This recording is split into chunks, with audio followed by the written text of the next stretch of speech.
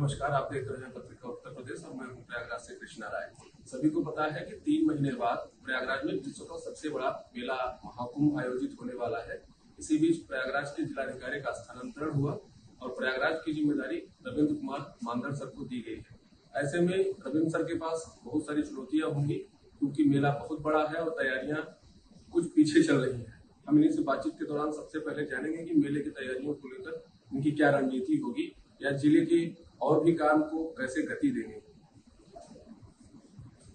देखिए, जैसा आपने बताया कि 3 महीने बाद यहाँ पे महाकुंभ की पूरी एक पावन पर्व होगा और एक विश्व का सबसे बड़ा मेला यहाँ पर लगेगा और इसमें पूरे भारतवर्ष से और विदेशों से भी बहुत सारे श्रद्धालु आते हैं। तो उसको लेकर लगातार यहाँ पे पूर्व से ही तैयारियाँ चल रही हैं। हमारे विधायक महोदय की अध्यक्षता और माननीय मुख्यमंत्री जी स्वयं इसको मॉनिटर कर रहे हैं। तो पूरी टीम का यहाँ पे प्रयास ही रहेगा कि मेले के दौरान जितने श्रद्धालु यहाँ पर आते हैं वो एक सुव्यवस्था की पूरी एक अनुभव लेकर जाए यहाँ से। और जैसा हमारे मुख्यमंत्री जी ने बताया है कि हम दिव्यता, भव्यता, सुव्यवस्था, सुरक्षा इन आधारों पर उनकी पूरी प्लानिंग की जाए, उसका एग्जीक्यूट किया जाए। तो उसका सर, महाकुंभ की तैयारियां अपेक्षा के अनुसार कुछ पीछे है। पीडीए के बहुत सारे काम अधूरे हैं, पूरा शहर खुदा पड़ा है और आम जनता में ये संदेश है कि इन तैयारियों को समय पर पूरा कर पाना एक चुनौती है। उसको अलग अलग जितनी कार्य संस्थाएं काम कर रही है तो वो सभी कार्यों के सापेक्ष वर्ड चार्ट बनाया गया है। तो उसमें एक टाइमलाइन तय की गई है और पीडीए में भी अभी नई वीसी ने ज्वाइन किया है। तो हम लोग उसमें संयुक्त रूप से बैठक करके और लगातार फील्ड भ्रमण करके सब कार्यों को कराएंगे। पिछले महीने चूंकि बारिश का सीजन रहा है तो इसलिए कई बार कार्य करने में चुनौतियाँ रही हैं, बट अब लगभग बारिश समाप्त हो गई। तो अब डबल शिफ्ट में दिन में भी काम होगा और रात की शिफ्ट में भी हम लोगों ने एक्स्ट्रा लेबर बनाई है।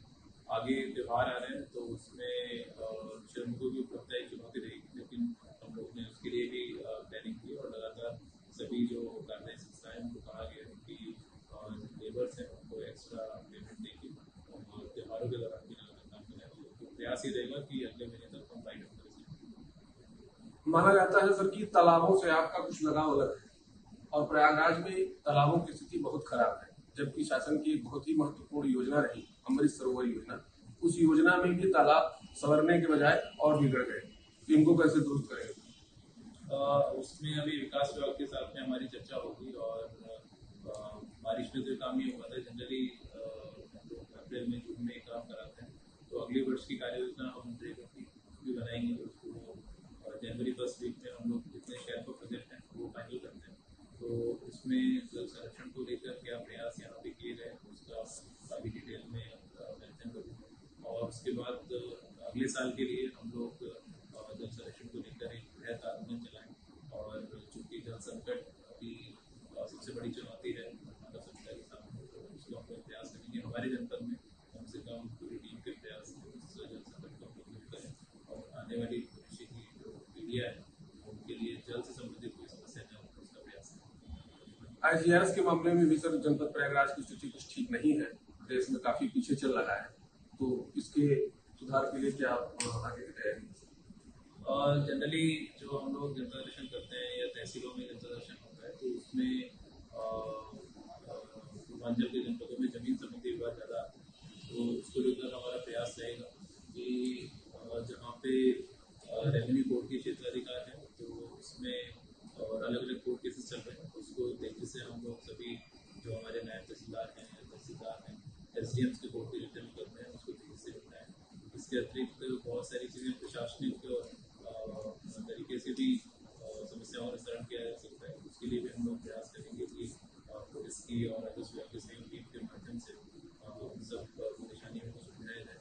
और जहाँ पर रेवेन्यू कोर्ट का क्षेत्राधिकार नहीं है और कहीं पे अगर सिविल कोर्ट के माध्यम से वो हल हो सकता है तो प्रार्थी को सही तरीके से उसको कम्युनिकेट करना वो बहुत महत्वपूर्ण है। अगर नहीं तो अनावश्यक रूप से बार बार वो रिपीटेटिव शिकायतें देते रहते हैं जिसके कारण भी असंतुष्ट रहते हैं तो रैंकिंग खराब होती है। तो इन 3 चीज़ों पे हम लोग काम करेंगे और अन्य विभागों से संबंधित जो शिकायतें हैं चाहे सड़कों को लेकर हो या सफाई व्यवस्था को लेकर हो, विद्युत विभाग को संबंधित हो तो उसके अधिकारियों की भी जिम्मेदारी तय करेंगे। तो लगातार मॉनिटरिंग करेंगे कहाँ पे क्वालिटी खराब है, कौन सा डिपार्टमेंट के अधिकारी कर्मचारी कहाँ काम नहीं कर रहे, उनकी जिम्मेदारी तय करेंगे तो निश्चित रूप से व्यवस्था होगी। सरकारी कार्यालयों का हाल भी कुछ ठीक नहीं है सर, जैसे कि आप जन सुनवाई करते हैं, लेकिन प्रयागराज जिले में शायद ही कोई ऐसा कार्यालय हो जहाँ नियमित रूप से जनता की समस्याएं सुनी जाती हैं।